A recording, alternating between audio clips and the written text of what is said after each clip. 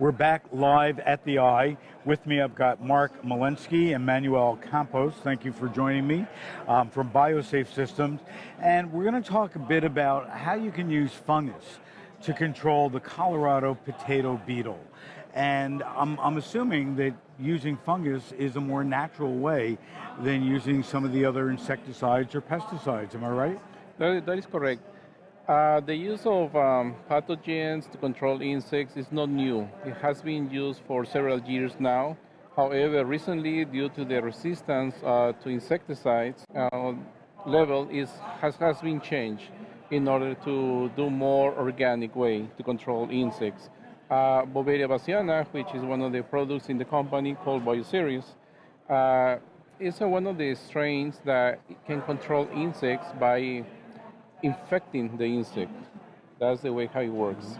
So when you have an application of this product in the field, it can be attached onto the insect, and this one can detect the insect and it grows on it, killing the insect. And how does that process differ, if you would, from the conventional insecticide that I'm assuming that the insect just consumes and then dies? Well, actually, there are different ways to have the infection. It's by ingestion or by killing the insect from outside to inside.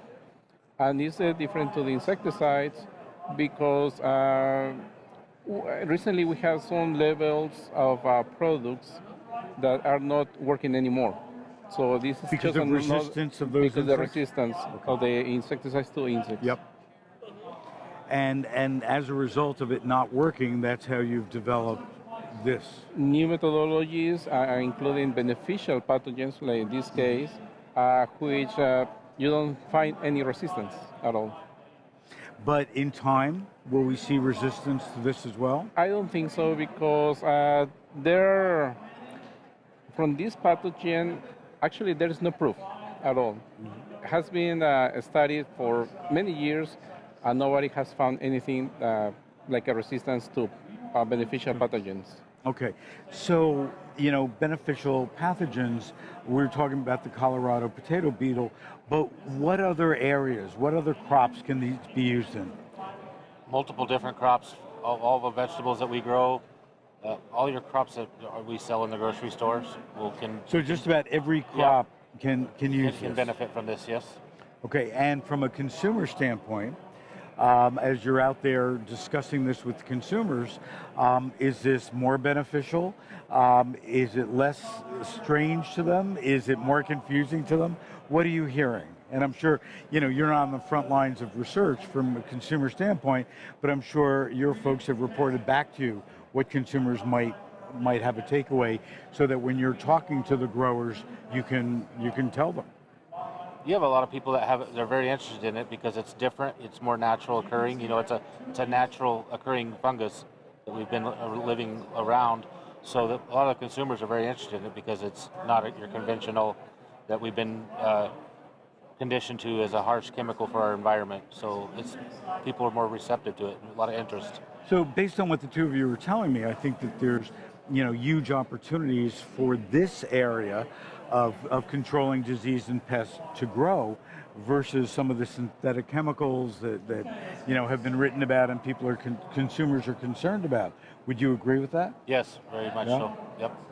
And so what's next? If you're covering all the crops now, is it just producing more to prevent more specific diseases, or is there life beyond for livestock or animals? What's the opportunity here? Well, no, the opportunity is huge. You can apply this not only in crops, you can apply in store products, you can apply, of course, in cattle, any other areas. It's a very wide open. Every day you can search in the website and you can find more uses of these entomopathogens. And other crops and actually specialty crops where they can pay for it, and it's more natural, as Mark said. So there is said that in 50 years there are going to be more biologicals than conventional chemistry. Interesting. Very interesting. Well, good luck with it. It sounds fabulous.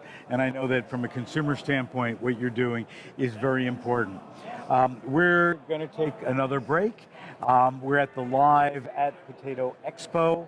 We are in Orlando, Florida, and stay tuned for more.